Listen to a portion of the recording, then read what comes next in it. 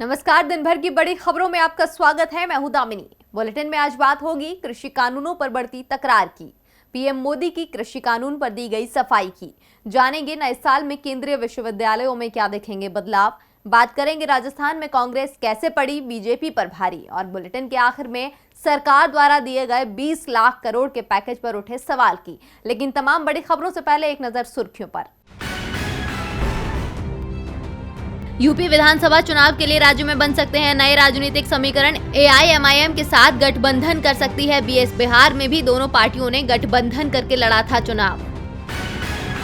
पश्चिम बंगाल में विधानसभा चुनाव से पहले राजनीति गर्म। नड्डा के काफिले के साथ घटी घटना पर गृह मंत्रालय का बड़ा फैसला। 3 आईपीएस अधिकारी दिल्ली तलब। बीजेपी के खिलाफ बड़ा गठबंधन बनाने की कोशिशें तेज। एनसीपी चीफ शरद पवार का बयान। सभी राजनीतिक दलों को आना होगा एक साथ। देश को बीजेपी की नीतियां नहीं मंजूर। वित्त मंत्रालय ने आत्मनिर्भर पैकेज को लेकर किया बड़ा फैसला। 27 राज्यों को आत्मनिर्भर भारत के तहत 9,880 करोड़ रुपए की विशेष सहायता राशि मंजूर। टोक्यो में बिना मेडल जीते ही इतिहास रच देंगे लिएंडर पेस। सबसे ज्यादा ओलंपिक खेलने का बनाएंगे रिकॉर्ड। साल 1996 में अटलांटा में हुए ओलंपिक खेलों में पेस ने जीता था ब्रॉन्ज मेडल।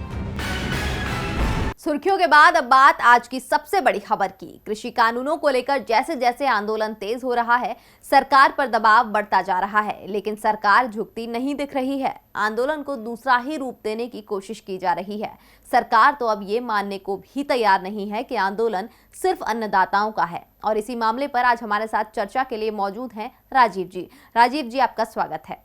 धन्यवाद दामिनी। लेकिन चर्चा शुरू करने से पहले देखिए हमारी ये रिपोर्ट। कृषि कानूनों को लेकर अन्नदाताओं का आंदोलन तेज होता जा रहा है। 17वें दिन भी सिंघू बॉर्डर पर अन्नदाता डटे हुए हैं। अन्नदाताओं की भी संख्या बढ़ती जा रही है। इसी बीच तकरीबन 1500 गाड़ियों के काफिले के साथ 30,000 अन्नदाता पंजाब से दिल्ली की ओर कूच कर चुके हैं। अन्नदाताओं का आंदोलन कमजोर पड़ने की जगह तेज होता जा रहा है। इसका सबसे ज्यादा असर अब दिल्ली से सटे यूपी के गौतम बुद्ध नगर, गाजियाबाद, मेरठ और हापुड़ में देखने को मिल रहा है। पंजाब और हरियाणा में भी इसका बड़ा असर दिख रहा है। यहाँ के अधिकांश टोल प्लाजाओं को आज अन्नदाताओं ने फ्री करवा दिया। हरियाणा में आंदोलन जैसे जैसे तेज होता जा रहा है, बीजेपी सरकार की मुश्किलें बढ़ती जा रही हैं। डिप्टी सीएम और जेजेपी नेता दुष्यंत चौटाला पर अन्नदाताओं का दबाव है कि वो सरकार से समर्थन वापस ले लें, और इसीलिए आज दुष्यंत चौटाला दिल्ली भी आए और केंद्रीय मंत्री पीयूष गोयल से मिलकर जल्द ही इस मामले का हल निकालने की बात की। दुष्यंत पहले ही कह चुके हैं कि अन्नदाताओं के समर्थन में वो इस्तीफा देने को भी तैयार हैं, यानी हरियाणा की खट्टर सरकार मुश्किल में है। इसी बीच पीयूष गोयल ने किसान आंदोलन पर सवाल खड़े करके अचानक हलचल मचा दी है। उन्होंने कहा कि अन्नदाताओं के नेतृत्व से निकलकर ये आंदोलन लेफ्ट और अल्ट्रा लेफ्ट नेताओं के हाथों में चला गया है। ये वामपंथी नेता अपना एजेंडा चला रहे हैं और इसीलिए अन्नदाताओं से सरकार की बातचीत सफल नहीं हो रही है। ये आंदोलन अब पूरी तरह से राजनीतिक आंदोलन हो चुका है। पीयूष गोयल के बयान पर जवाब देते हुए शिरोमणि अकाली दल के अध्यक्ष सुखबीर सिंह बादल ने कहा कि जब भी लोग सरकार के खिलाफ बोलते हैं तो सरकार उन्हें देश विरोधी साबित करने की कोशिश करने लगती है। पंजाब के अन्नदाता देशभक्त हैं, जिन्होंने पहले देश का अन्न भंडार भरा। वहीं इन अन्नदाताओं के बच्चों ने सीमाओं पर देश की रक्षा में जान लगा दी। आज इन अन्नदाताओं को सरकार देश विरोधी बताने की कोशिश कर रही है। राजीव जी, आंदोलन अन्नदाताओं का है, लाखों लोग इसमें शामिल हैं। ये भी हो सकता है कि कुछ लोग निजी फायदे के लिए आंदोलन में शामिल हो गए हों, लेकिन क्या इससे सरकार ये कह सकती है कि ये आंदोलन अब गलत हाथों में है? इस पर अल्ट्रा लेफ्ट विचारधारा वालों ने कब्जा कर लिया है। यदि कुछ लोग गलत लोग हैं तो सरकार उन पर कार्रवाई क्यों नहीं करती? देखिए दामिनी, इस सरकार का हाल तो ऐसा है कि जो इनके साथ नहीं है वो इनका दुश्मन है और वो देश का भी दुश्मन कहलाने लगता है।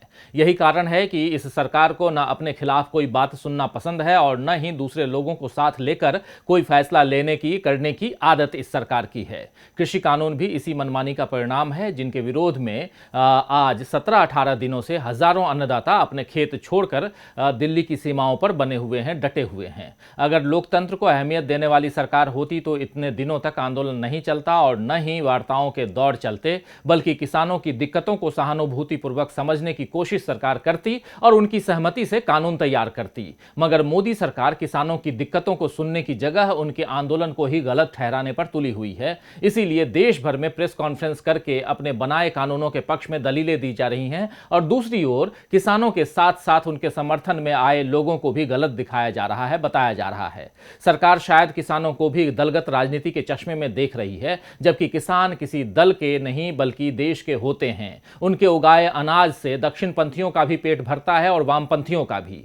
जिस दिन सरकार किसानों को अपनी सत्ता से अधिक महत्वपूर्ण मानने लगेगी दामिनी, उसी दिन से शायद वो किसानों के हित में फैसले लेने भी लगेगी। अब बात करते हैं अगली खबर की। अन्नदाताओं का आंदोलन भले ही तेज होता जा रहा हो, लेकिन सरकार ने साफ कर दिया है कि वो कानून वापस नहीं ले रही।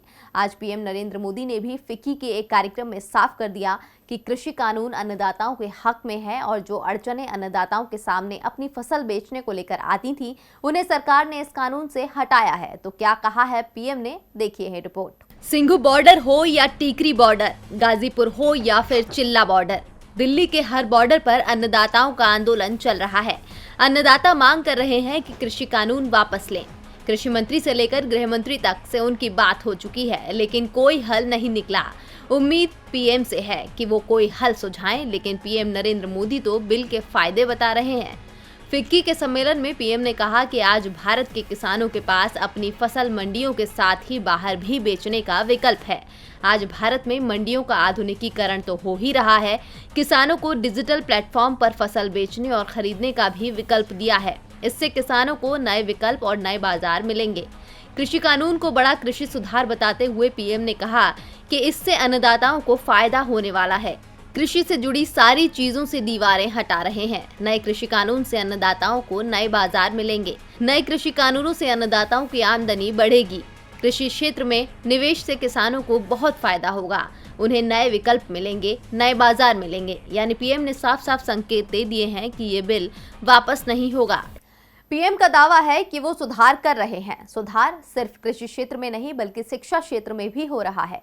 नई शिक्षा नीति लागू करने के बाद अब सरकार की ओर से एक और बड़ा कदम उठाया जा रहा है।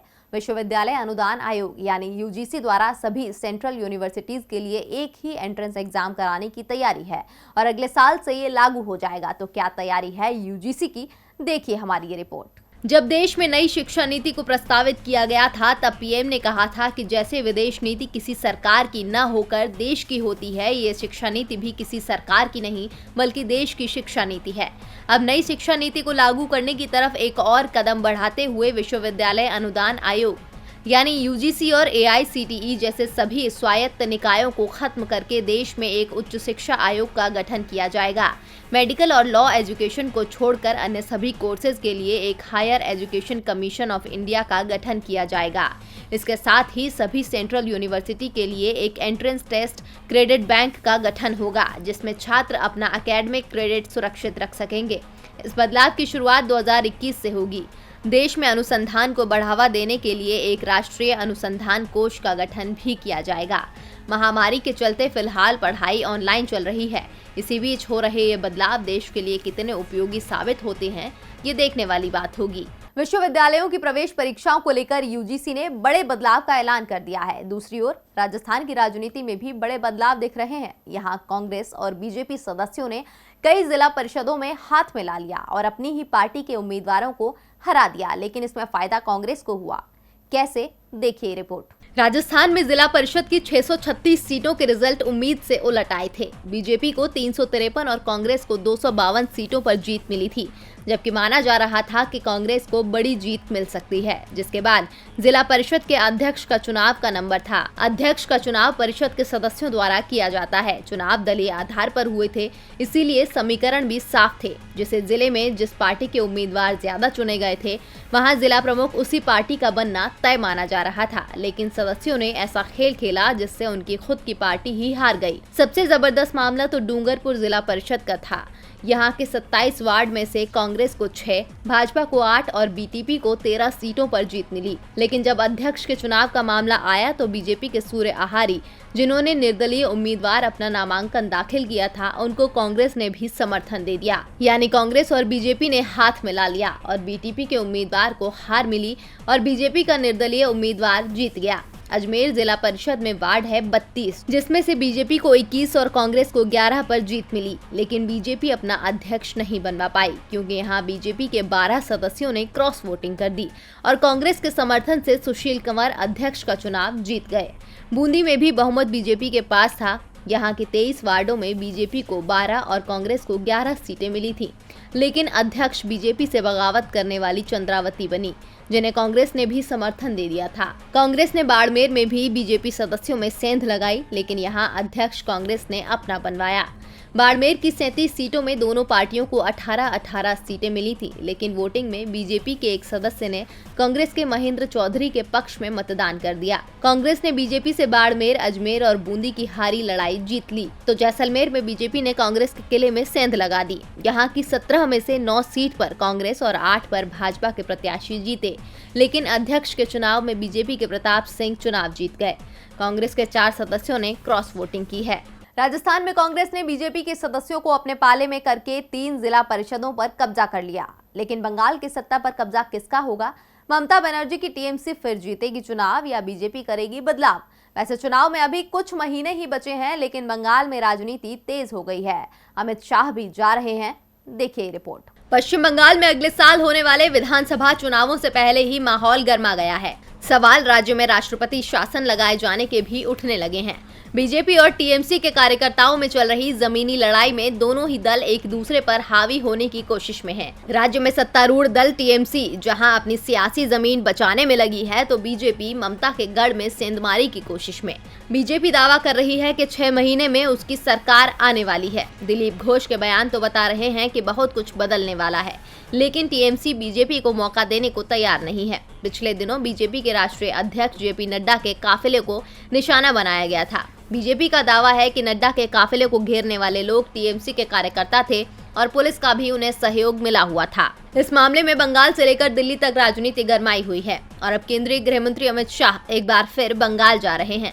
जी हां, अमित शाह 19 और 20 दिसंबर को बंगाल के दौरे पर रहेंगे। ये दौरा महत्वपूर्ण इसीलिए है क्योंकि इस समय पश्चिम बंगाल में बीजेपी और टीएमसी के कार्यकर्ताओं में लड़ाई तेज होती जा रही है। बीजेपी के बंगाल इकाई ने गृह मंत्री अमित शाह के दौरे को लेकर बताया है कि शाह अपने बंगाल दौरे के वक्त पार्टी कार्यकर्ताओं को संबोधित करेंगे और पार्टी कार्यकर्ताओं की बैठक भी लेंगे। शाह का 1 महीने के अंदर ये दूसरा बंगाल दौरा होगा।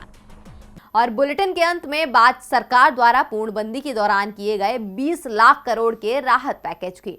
सरकार ने ऐलान किया था कि 20 लाख करोड़ के पैकेज से देश की जीडीपी को सहारा मिलेगा। जीडीपी को सहारा तो नहीं मिला, लेकिन जब पैकेज का हिसाब मांगा गया तो इसमें बड़ी गड़बड़ी जरूर दिख रही है। देखिए हमारी ये रिपोर्ट। स्वास्थ्य मुसीबत से जब देश की अर्थव्यवस्था मुश्किल में पड़ी तो पीएम मोदी की ओर से 20 लाख करोड़ का राहत पैकेज देने का ऐलान किया गया। इस पैकेज में क्या क्या है, इसके बारे में वित्त मंत्री निर्मला सीतारमण ने किश्तों में देश को बताया। दावा किया गया कि इससे देश की अर्थव्यवस्था को बूस्ट मिलेगा। हालांकि हुआ इसके उलट। अर्थव्यवस्था पहली तिमाही में -23.9 और दूसरी तिमाही में -7.5% पर पहुंच गई। और अब सरकार ने एक आरटीआई के जवाब में बताया कि जो 20 लाख करोड़ के पैकेज का ऐलान किया गया था, उसमें तो बहुत बड़ा हिस्सा खर्च ही नहीं हुआ है। आरटीआई आवेदन में पूछा गया था कि 20 लाख करोड़ रुपए के पैकेज का वितरण किस तरह से किया गया, सेक्टरवार और राज्यवार, और क्या कोई शेष राशि सरकार के पास लंबित है। लेकिन वित्त मंत्रालय की ओर से सिर्फ 3 लाख करोड़ रुपए के खर्चे का ही विवरण दिया गया है। मंत्रालय ने बताया कि आत्मनिर्भर भारत अभियान के तहत एक इमरजेंसी क्रेडिट लाइन गारंटी योजना यानी ECLGS शुरू की गई थी, जिसके माध्यम से 3 लाख करोड़ रुपए मंजूर किए जा चुके हैं। वहीं अब बड़ा सवाल ये है कि घोषणा के 8 महीने बाद कुल पैकेज में से 17 लाख करोड़ रुपए की शेष राशि कहां है। और दिन भर की बड़ी खबरों में मेरे साथ इतना ही। देखते रहिए DB लाइव। नमस्कार।